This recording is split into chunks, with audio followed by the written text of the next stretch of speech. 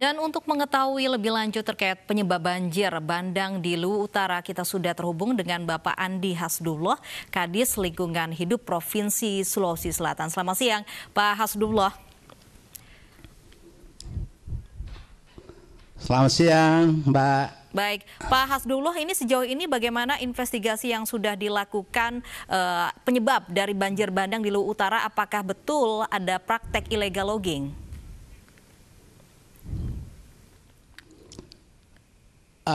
Tentu yang pertama kita sangat prihatin dan mengucapkan duka ya atas bandar banjir, bencana bandar bandang di Masamba.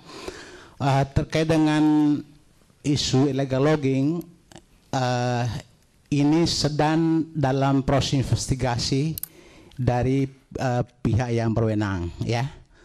Itu terkait dengan isu kasus illegal logging. Tapi yang pasti adalah bahwa di daerah penyangga ya, di luar kawasan hutan itu memang ada alih fungsi lahan, ada pembukaan perkebunan di situ yang kita duga pengelolaannya tidak berbasis konservasi. Kira-kira itu yang menjadi salah satu juga pemicu daripada terjadinya banjir bandang di Kabupaten Luwu Utara. Baik, tadi kami melihat ada beberapa bukti yang menunjukkan bahwa ada dugaan kuat ada praktek illegal logging, begitu Pak. Dari pernyataan berbagai pihak, juga dari Lapan, BNPB menyebutkan ada penurunan hutan primer di wilayah itu, Pak. Ya, betul. Yang kita duga itu di kawasan hutan produksi terbatas, di kawasan hutan produksi, lalu di luar kawasan itu kan daerah-daerah penyangga sebelum daerah pemukiman, perkotaan. Itu memang diduga ada terjadi alih fungsi lahan di situ karena di situ ada pembukaan perkebunan ya, yang dikelola tidak berbasis konservasi yang akhirnya menjadi salah satu pemicu daripada bencana banjir di Luwu Utara itu.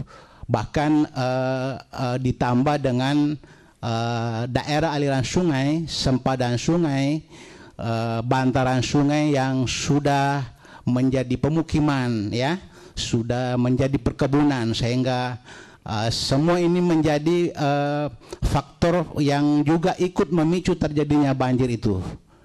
Baik, sejauh ini proses investigasinya sampai di mana, Pak? Dan ada beberapa pihak yang mungkin sudah menemukan bukti-bukti adanya illegal logging itu, Pak.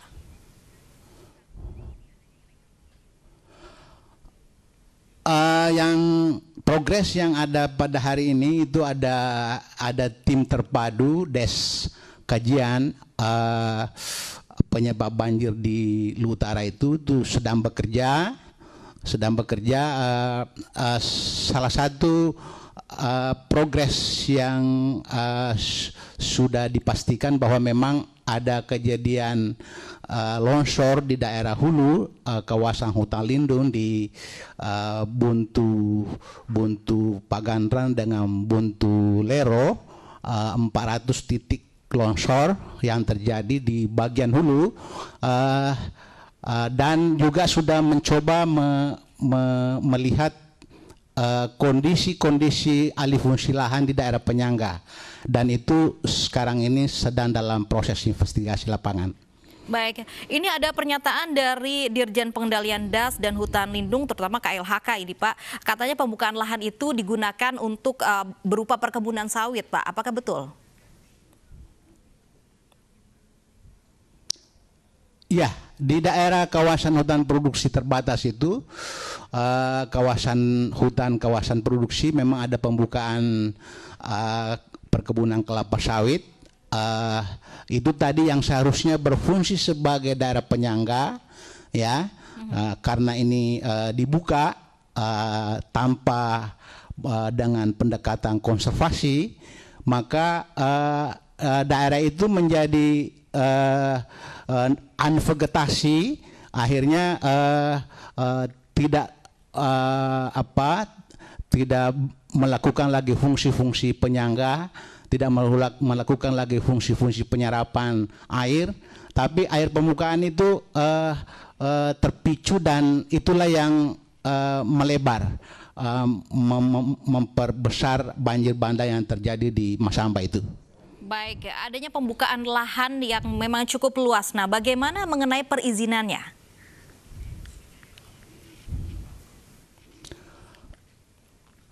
Perkebunan yang ada di situ itu bervariasi. Di situ ada perkebunan rakyat yang tidak perlu memang mendapatkan izin, dan ada perkebunan yang dimiliki oleh perusahaan, yang jadi memang di situ ada kombinasi, ada perkebunan yang perorangan dan juga ada yang dari perusahaan. Baik, tapi ini kalau terkait dengan izin, ya. Baik, silakan Pak. Kalau yang berkaitan dengan izin, kalau berkaitan dengan izin, kalau di hutan produksi itu atau di areal luar kawasan itu tidak memerlukan izin, tapi sebenarnya seharusnya dilakukan pendampingan bagaimana pola pertanian, pendekatannya yang berbasis dengan konservasi, karena kalau daerah-daerah kemiringan seperti itu memang tidak bisa lagi dikelola secara terbuka seperti dengan berkebun atau bercocok tanam dengan tanaman pangan, tapi harus dengan konservasi, dengan terasering, dengan jadi perlu ada pendampingan yang saya kira intensif di tempat itu. Baik, oke. Terakhir Pak, pendampingan juga harus mungkin dilakukan oleh pemerintah daerah, tapi ada pernyataan bahwa pemerintah daerah tidak tahu ada pembukaan lahan. Ini bagaimana?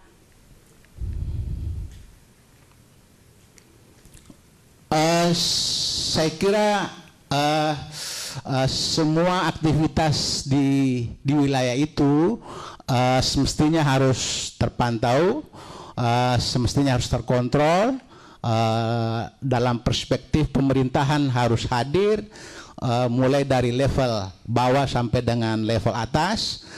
Tentu terutama kita harus melakukan penguatan dari aspek pembinaan dan pengawasan, bagaimana bisa terkelola lahan di situ dengan baik, sehingga kita bisa mencegah seperti bencana banjir yang terjadi sekarang ini. Ya, kira-kira seperti itu, Bu. Baik, terima kasih Pak Hasrullah sudah bergabung bersama kami di iNews.